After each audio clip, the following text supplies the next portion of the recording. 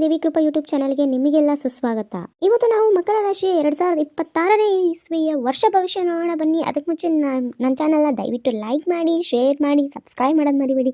ಹಾಗೆ ಪಕ್ಕದಲ್ಲಿರುವ bell button ಅಮ್ಕಿ ಅದಕ್ಕೆ ಒತ್ತೋದ್ರಿಂದ ನಿಮಗೆ ಎಲ್ಲ ನೋಟಿಫಿಕೇಶನ್ ಫಸ್ಟ್ ಬರುತ್ತೆ ಅಂತ ಹೇಳ್ತೇನೆ. ಅದಕ್ಕೆ ಮುಂಚೆ ದಯವಿಟ್ಟು ವೀಕ್ಷಕರೇ ಈ ವಿಡಿಯೋನ ಪೂರ್ತಿಯಾಗಿ ಒಂದು 10 ನಿಮಿಷ 12 ನಿಮಿಷ ಟೈಮ್ ತೊಗೊಂಡು ನೋಡಿ. ನಿಮ್ಮ ಜೀವನದಲ್ಲಿ ಏನು ನೀವು ಬದಲಾಯಿಸ್ಕೊಬೇಕು, ಯಾವುದರಿಂದ ನಿಮಗೆ ಲಕ್ ಬರುತ್ತೆ ಏನು ಅನ್ನೋದನ್ನ ನೀವು ತಿಳ್ಕೊಂಡು ಮುಂದೆ ಹೋಗ್ಬೋದು. ಪರ್ವತದಂತೆ ಶಿರ, ಸಮಯದಂತೆ ನಿಖರ. ತಮ್ಮ ಗುರಿಯಲ್ಲಿ ಎಷ್ಟೇ ಕಠಿಣವಾಗಿದ್ರೂ ಆ ಗುರಿಯಲ್ಲಿ ಸಾಗುವಂಥವ್ರೇ ಮಕರ ರಾಶಿಯವರು. ಧರ್ಮಫಲದಾತನೇ ಆಗಿರುವಂಥ ಶನಿಯೇ ಈ ರಾಶಿ ಅಧಿಪತಿಯಾಗಿರ್ತಾನೆ. ಸಮಾಜದಲ್ಲಿ ಒಂದು ಗೌರವ ಹೆಸರು ತಗೊಳಕ್ಕೆ, ಸ್ಥಾನಮಾನ ತಗೊಳಕ್ಕೆ ಯಾವತ್ತೂ ಹುಡುಕಾಟದಲ್ಲೇ ಇರ್ತಾರೆ ಈ ರಾಶಿಯವರು. ಇವರು ಯಾರನ್ನ ಪ್ರೀತಿ ಮಾಡ್ತಾರೆ, ಅವರು ಯಾವತ್ತೂ ಬಾಯಲ್ಲಿ ಹೇಳ್ಕೊಂಡು ಶೋ ಮಾಡಿಕೊಂಡು ಪ್ರೀತಿ ಮಾಡೋದಿಲ್ಲ. ಇವರು ಅವ್ರನ್ನ ಪ್ರೀತಿ ಮಾಡ್ತಿರೋರನ್ನ ಲೈಫ್ ಸೆಕ್ಯೂರ್ ಮಾಡಬೇಕು, ಒಂದು ಅವರು ಕೆಲಸ ಮಾಡಿ ಅಂದರೆ ಒಂದು ಸಾಧನೆ ಮಾಡಿ ಅವರು ತಮ್ಮ ಪ್ರೀತಿನ ಅವರು ಒಂದು ಗಟ್ಟಿಯಾಗಿ ಹಿಡ್ಕೊಬೇಕು ಅಂತ ಮಾಡಿ ತೋರಿಸ್ತಾರೆ. ಅದು ಹೊರತು ಬಾಯಲ್ಲಿ ಹೇಳ್ಕೊಂಡಂತೂ ಯಾವತ್ತೂ ತಿರುಗಾಡಲ್ಲ ಇವರು. ಅತ್ಯಂತ ನಂಬುವಂಥ ಸ್ನೇಹಿತರು ಈ ಮಕರ ರಾಶಿಯವರಿಗೆ ಸಿಗ್ತಾರೆ. ಇವರು ಕಾನೂನು ಆಗಿರ್ಬೋದು, ರಾಜಕೀಯ ಆಗಿರ್ಬೋದು, ಇವರು ಎಲ್ಲದರಲ್ಲಿ ಸಕ್ಸಸ್ನ ಕಾಣ್ತಾರೆ. ಯಾವುದೇ ವಿಚಾರ ಕೊಟ್ಟರು ಇವರು ಸಮರ್ಥವಾಗಿ ನಿಭಾಯಿಸ್ತಾರೆ. ಒಂದು ಮ್ಯಾನೇಜ್ಮೆಂಟ್ನ ಕೊಡಬೇಕಂದಾಗ ಮಕರ ರಾಶಿಯವರಿಗೆ ಕೊಟ್ಟರೆ ಅವರು ಅಚ್ಚುಕಟ್ಟಾಗಿ ನಿಭಾಯಿಸ್ತಾರೆ. ಹಾರ್ಡ್ ವರ್ಕ್, ಸಮಯ ಪ್ರಜ್ಞೆ ಅನ್ನೋದೇ ಈ ಅತ್ಯಂತ ವಿಶೇಷವಾದ ಬುದ್ಧಿ ಮಕರ ರಾಶಿಯವ್ರದ್ದು. ಇವರು ಸಕ್ಸಸ್ ಕಾಣಬೇಕು ಅಂದರೆ ಫಸ್ಟ್ ಕಾಯಿನೇ ಇವರು ಏನಂದರೆ, ಇವರು ಮಾಡೋ ಕೆಲಸದಲ್ಲಿ ಕಾಯಕವೇ ಕೈಲಾಸ ಅಂದ್ಕೊಂಡು ಕೊಟ್ಟಿರೋ ಕೆಲಸನ ನಿಷ್ಠೆಯಿಂದ ಮಾಡ್ತಾರಲ್ಲ, ಅದೇ ಇವರಿಗೆ ಸಕ್ಸಸ್ ತರುತ್ತೆ.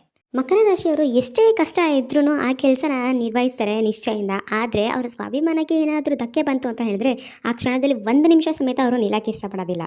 ಬಹಳಷ್ಟು ಸರಿ ಇವ್ರ ಮೇಲೆ ಕಂಪ್ಲೇಂಟ್ಸ್ ಏನು ಬರುತ್ತೆ ಅಂತ ಹೇಳಿದ್ರೆ, ಇವರು ಎಷ್ಟಪ್ಪ ಮಂಡ, ನಾವು ಎಷ್ಟೇ ಹೇಳಿದ್ರೂ ಇವರು ಅರ್ಥ ಮಾಡ್ಕೊಳ್ಳೋದಿಲ್ವಲ್ಲ ಅಂತ ಇರುತ್ತೆ. ಆದರೆ ಮಕರ ರಾಶಿಯವರಿಗೆ ಒಂದು ಏನು ಅಂತ ಹೇಳಿದ್ರೆ, ನಾನು ಹೇಳಿದ್ದೇ ಸರಿ, ನಾನು ಮಾಡಿದ್ದೇ ಸರಿ ಅನ್ನೋ ಒಂದು ತಪ್ಪು ಕಲ್ಪನೆ ಇರುತ್ತೆ. ಯಾವಾಗ ಆ ತಪ್ಪು ಕಲ್ಪನೆಯಿಂದ ಆಚೆ ಬರ್ತಾರಲ್ಲ ಆವಾಗ ಸಕ್ಸಸ್ನ ಕಾಣ್ತಾರೆ. ಮತ್ತು ಇನ್ನೊಂದು ಏನಂತ ಹೇಳಿದ್ರೆ, ಯಾವಾಗಲೂ ನೆಗೆಟಿವ್ ಥರ ಯೋಚನೆ ಮಾಡ್ತಾರೆ. ಅಂದರೆ ಹಿಂಗಾದರೆ ಹೇಗೆ, ಹಾಗಾದರೆ ಹೇಗೆ ಅನ್ನೋದು ಒಂದು ಕನ್ಫ್ಯೂಸಲ್ಲಿ ಯೋಚನೆ ಮಾಡ್ತಾರೆ. ಇವರಿಗೆ ಯಾರಾದರೂ ದ್ರೋಹ ಮಾಡಿದರೆ, ನಂಬಿಕೆ ದ್ರೋಹ ಮಾಡಿದರೆ ಅಷ್ಟು ಸುಲಭವಾಗಿ ಇವರು ಯಾವತ್ತೂ ಸಂಶಯದೇ ಇಲ್ಲ. ಇವರು ತಮ್ಮ ಪರ್ಸ್ನಲ್ ಲೈಫ್ ಆಗಲಿ ಇಲ್ಲ ವೃತ್ತಿ ಜೀವನನ ಹೇಗೆ ಬ್ಯಾಲೆನ್ಸ್ ಮಾಡಬೇಕು ಅನ್ನೋದನ್ನೇ ತುಂಬ ಅಷ್ಟಾಗಿ ತಡವಾಗಿ ಅರ್ಥ ಮಾಡ್ಕೊತಾರೆ. ಮಕರ ರಾಶಿಯವರಿಗೆ ಒಂದು ಕಿವಿ ಮಾತು ಹೇಳ್ತೀನಿ, ಏನಂತ ಹೇಳಿದರೆ, ನಿಮ್ಮ ಮೊಂಡತನದಲ್ಲೇ ಇರಬೇಡಿ. ನೀವು ಮಾಡಿದ್ದೆ ಸರಿ, ನೀವು ಹೇಳಿದ್ದೇ ಸರಿ ಅಂತ ಹೇಳಿ ಸ್ವಲ್ಪ ಬೇರೆ ಮಾತನ್ನು, ಬೇರೆ ವಿಷಯನೂ ಸ್ವಲ್ಪ ಕೇಳಿ ಅಂತ ಹೇಳ್ತೇನೆ. ನಿಮ್ಮ ಭಾವನೆಗಳನ್ನು ನೀವು ಮನಸ್ಸೊಳಗೆ ಇಟ್ಕೊಂಡು ಎಷ್ಟೋ ಸರಿ ಒಂಥರ ನರಳ್ತಾ ಇರ್ತೀರಿ, ಹೊರಗಡೆ ಹಾಕೋದಿಲ್ಲ. ಅದನ್ನು ಹೊರಗಡೆ ಹಾಕಿ ಅಂತ ಹೇಳ್ತೇನೆ. ನಿಮ್ಮ ಭಾವನೆಯನ್ನು ವ್ಯಕ್ತಪಡಿಸಿ ಅಂತ ಹೇಳ್ತೇನೆ. ಇಂಥ ಮಕರ ರಾಶಿಯವರಿಗೆ ಬಹುತೇಕ ಹೊಸ ಜವಾಬ್ದಾರಿಗಳು ನಿಮ್ಮ ಹೆಗಲ ಮೇಲೆ ಬರುವಂಥದ್ದು ಕಾಣಿಸ್ತಾ ಇದೆ. ನಿಮ್ಮ ಮೇಲೆ ಒಂದಷ್ಟು ನಂಬಿಕೆಗಳನ್ನ ಇಟ್ಟು ಒಂದಷ್ಟು ಜವಾಬ್ದಾರಿಗಳನ್ನ ನಿಮಗೆ ಕೊಟ್ಟಿರ್ತಾರೆ. ಅದನ್ನು ನೀವು ನಿಷ್ಠೆಯಿಂದ ನೀವು ನಿಭಾಯಿಸ್ಬೇಕಂತ ಹೇಳ್ತೀನಿ. ಇನ್ನು ನೀವು ಮಾಡೋ ಕೆಲಸದಲ್ಲಿ ಅಂದರೆ ಇದು ಜಾಬಿಗೆಲ್ಲ ಹೊರಗಡೆ ಹೋಗ್ತಾ ಇದ್ದರೆ, ನೀವು ಅಲ್ಲಿ ನೀವು ಮಾಡದೇ ಇರೋ ತಪ್ಪಿಗೆ ನೀವು ಒಂದು ಕಷ್ಟನ ಅನುಭವಿಸ್ಬೇಕಾಗತ್ತೆ. ಅಂದರೆ ಎಲ್ಲಿ ಯಾರಾದರೂ ಕಳ್ತನ ಮಾಡಿ ಅದು ನಿಮ್ಮ ಮೇಲೆ ಬರುವಂಥ ಸಂದರ್ಭ ಇರುತ್ತೆ. ನೀವು ಬಹಳಷ್ಟು ಬುದ್ಧಿವಂತರಾಗಿರೋದ್ರಿಂದ ನಿಮ್ಮ ಸಮಸ್ಯೆಗಳನ್ನ ನೀವೇ ಸ್ವತಃ ಪರಿಹರಿಸ್ಕೋಬೇಕಾಗತ್ತೆ. ನನ್ನ ಒಳ ಅರಿವು ತುಂಬ ಹೆಚ್ಚಳವಾಗುತ್ತೆ ಈ ವರ್ಷ. ಹೂಡಿಕೆ ಸಮೇತ ನಿಮಗೆ ಲಾಭದಾಯಕವಾಗಿರುತ್ತೆ. ಇನ್ನು ಒಂದಷ್ಟು ರಾಹುಗಳ ನಿಮ್ಮ ಗ್ರಹತೆಯಲ್ಲಿ ಇರೋದ್ರಿಂದ ಒಂದಷ್ಟು ಬೇಡದ ಖರ್ಚುಗಳ ಸಮೇತ ಇರುತ್ತೆ. ನೀವು ಯೋಚನೆ ಮಾಡಿ ಯಾವ ಖರ್ಚು ನನಗೆ ಮಾಡಬೇಕು, ಯಾವ ಖರ್ಚು ಮಾಡಬಾರ್ದು ಅಂತ ಹೇಳಿ ಒಂದು ಯೋಚನೆ ಮಾಡಿ ನಿರ್ಧಾರ ತಗೊಳ್ಳಿ. ಇನ್ನು ಷೇರು ಮಾರುಕಟ್ಟೆಗೆ ಈ ವರ್ಷ ಅಷ್ಟಾಗಿ ಯಾರು ಹೂಡಿಕೆ ಮಾಡೋಕ್ಕೆ ಹೋಗಬೇಡಿ. ಇಲ್ಲ ನೀವು ಅದೇ ಬಿಸ್ನೆಸ್ಸಲ್ಲಿ ಇದ್ದೀನಿ ಅಂತ ಹೇಳೋರು ಸ್ವಲ್ಪ ಅದ್ರ ಬಗ್ಗೆ ರಿಸರ್ಚ್ ಮಾಡಿ, ತಜ್ಞರ ನೀವು ಒಂದು ಸಲಹೆ ತಗೊಂಡು ಅದರ ಮೇಲೆ ನೀವು ಹೂಡಿಕೆ ಮಾಡಿ. ಇನ್ನು ಮಕರ ರಾಶಿಯವರಲ್ಲಿ ಬಹುತೇಕ ಜನಗಳು ಜೂಜು ಆಡುವಂಥ ಜನಗಳಿರ್ತಾರೆ. ಇದು ನಿಮಗೆ ಬಹುತೇಕ ಶೂನ್ಯದ ಕಡೆಗೆ ನಿಮ್ಮನ್ನ ಹೇಳ್ಕೊಂಡು ಹೋಗ್ಬಿಡುತ್ತೆ. ಎಲ್ಲರೂ ಮಕರ ರಾಶಿಯವರು ಇದರಲ್ಲಿ ಆಡಿದವರೆಲ್ಲ ಕಳ್ಕೊಂಡೇ ಬಂದಿದ್ದಾರೆ. ಅದರಿಂದ ನೀವು ಎಚ್ಚರವಂತ ಆಗಿರಿ. ಪ್ರೀತಿ ಮತ್ತು ಸಂಬಂಧಗಳಲ್ಲಿ ಹೆಂಗಿದೆ ಅಂತ ನೋಡೋಕೆ ಹೋದರೆ ಸಣ್ಣ ಪುಟ್ಟ ಭಿನ್ನಾಭಿಪ್ರಾಯಗಳು ಉಂಟಾಗತ್ತೆ. ಪೂರ್ಣ ವ್ಯಕ್ತಿ ಅಥವಾ ಕುಟುಂಬದ ಮಧ್ಯಸ್ಥರಿಂದ ಬರುವಂಥದ್ದು. ನಿಮ್ಮಿಬ್ಬರ ವಿಚಾರಗಳನ್ನ ನೀವಿಬ್ಬರೇ ನೀವು ಒಂದು ಮಾತಾಡಿಕೊಂಡು ಅದನ್ನು ಪೂರ್ತಿ ಸರಿ ಮಾಡ್ಕೊಳ್ಳಿ. ನಿಮ್ಮಗಳ ಮಧ್ಯದಲ್ಲಿ ಮೂರನೇವ್ರನ್ನ ಯಾವತ್ತೂ ಪ್ರವೇಶ ಮಾಡೋಕ್ಕೆ ಬಿಡಬೇಡಿ. ಅದು ನಿಮಗೆ ಒಳ್ಳೆಯದಲ್ಲ.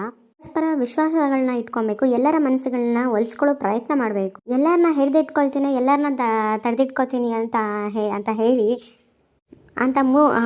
ಮೂರ್ಖ ನಂಬಿಕೆ ಇಟ್ಕೊಬೇಡಿ. ಎಲ್ಲರ ಮನಸ್ಸನ್ನ ಗೆಲ್ಲಕ್ಕಿಂತ ಫಸ್ಟು ನೀವು ನಿಮ್ಮ ಮಡದಿ ಅಥವಾ ಗಂಡ ಹೆಂಡತಿ ಒಂದು ಲೈಫ್ನ ಬ್ಯಾಲೆನ್ಸ್ ಮಾಡೋದು ನೋಡಿ. ಅವರ ನಂಬಿಕೆಯನ್ನು ನೀವು ಪಡ್ಕೊಳ್ಳೋದನ್ನ ನೋಡಿ. ಗುರುಬಲದಿಂದ ನಿಮಗೆ ಒಂದಷ್ಟು ಲಾಭದಾಯಕವಾಗಿರುತ್ತೆ. ಕುಟುಂಬದಲ್ಲಿ ಒಂದಷ್ಟು ಒಳ್ಳೆ ಕಾರ್ಯಗಳು ಸಮೇತ ಆಗಿ ಬರುತ್ತೆ. ವರ್ಷದ ಆರಂಭದಲ್ಲಿ ಸ್ವಲ್ಪ ಆರೋಗ್ಯ ಸಂಬಂಧಪಟ್ಟ ಸಮಸ್ಯೆಗಳು ಉಂಟು ಬರುತ್ತೆ. ಇನ್ನು ಮಧ್ಯದಲ್ಲಿ ನಿಮಗೆ ಒಂದು ಸ್ನಾಯು ಸೆಳೆತ ಈ ಥರ ನಿಮ್ಮ ಶನಿ ಪ್ರಭಾವದಿಂದ ಉಂಟಾಗ್ಬೋದು. ಜೀವನ ಶೈಲಿನೇ ಬದಲಾಗ್ಬೋದು. ಅದರಿಂದ ಸಮತೋಲನ ಆಹಾರ ತಿನ್ನಿ ಮತ್ತು ಎಕ್ಸಸೈಸ್ ಮಾಡಿ, ಯೋಗ ಮಾಡಿ ಅಂತ ಹೇಳ್ತೇನೆ ನಾನು.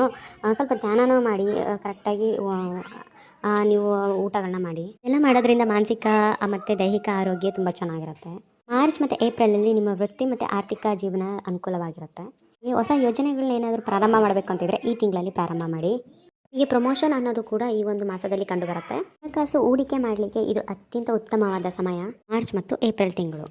ಆಗಸ್ಟ್ ತಿಂಗಳಲ್ಲಿ ನಿಮ್ಮ ಪರ್ಸ್ನಲ್ ಜೀವನದಲ್ಲಿ ಸ್ವಲ್ಪ ಡೆವಲಪ್ಮೆಂಟ್ ಆಗುತ್ತೆ.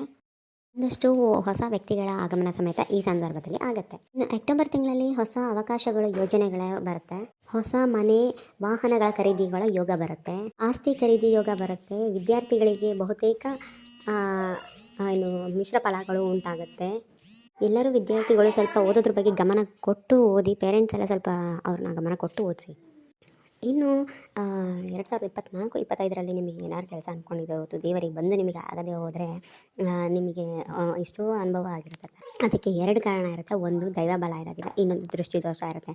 ಅಂದರೆ ನಿಮ್ಮ ಜೊತೆಗೆ ಇದ್ದುಕೊಂಡು ನೀವು ಏನು ಮಾಡೋ ಕೆಲಸನ ಪ್ರತಿಯೊಂದು ಎಂತ ಮಾಡೋಕ್ಕೆ ಮುಂಚೆ ನೀವು ಹೇಳ್ತೀರಲ್ಲ, ಅವರುಗಳು ನಿಮ್ಗೆ ಒಳ್ಳೆಯದಕ್ಕೋ ಇಲ್ಲ ಕೆಟ್ಟದಕ್ಕೋ ಒಂದು ದೃಷ್ಟಿ ಇಟ್ಟಿರಲ್ಲ, ಅದು ನಿಮ್ಮ ಎಲ್ಲ ಏನು ಈ ಸಮಸ್ಯೆಗೆ ಕಾರಣವಾಗುತ್ತೆ. ಇನ್ನು ದೈವ ಬಲ, ನಾವು ಪೂಜೆ ಮಾಡ್ತೀವಿ, ಅಲ್ಲಿಗೆ ಹೋಗ್ತೀವಿ, ಆ ದೇವಸ್ಥಾನಕ್ಕೆ ಹೋಗ್ತೀವಿ, ಬರ್ತೀವಿ, ನಮಗೆ ದೈವದ ಬಲ ತುಂಬ ಚೆನ್ನಾಗಿರುತ್ತೆ ಅಂದ್ಕೊಂಡಿರ್ತೀರ. ಇಲ್ಲ, ನಿಮಗೆ ದೈವ ಬಲ ತುಂಬ ಚೆನ್ನಾಗಬೇಕು ಅಂತ ಹೇಳಿದ್ರೆ ಧನ ಆಕರ್ಷಣೆ ಆಗಬೇಕು.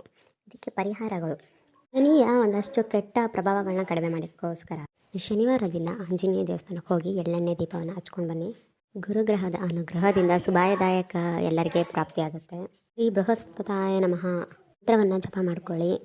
ಇನ್ನು ಹನುಮಾನ್ ಚಾಲೀಸನ ಅಟ್ಲೀಸ್ಟ್ ಶನಿವಾರ ದಿನ ಆದರೂ ಓದ್ಕೊಂಡು ಬನ್ನಿ. ಇದೆಲ್ಲ ಸಣ್ಣ ಪುಟ್ಟ ಪರಿಹಾರದಿಂದ ನಿಮ್ಮ ಎಲ್ಲ ಕಷ್ಟಗಳನ್ನ ಪರಿಹಾರ ಆಗಲಿ ಅಂತ ಅಂದ್ಕೊಂಡು ನಾನು ಅಂತ ಪ್ರಾರ್ಥಿಸ್ತೀನಿ. ಎಲ್ಲರಿಗೂ ಒಳ್ಳೆಯದಾಗಲಿ.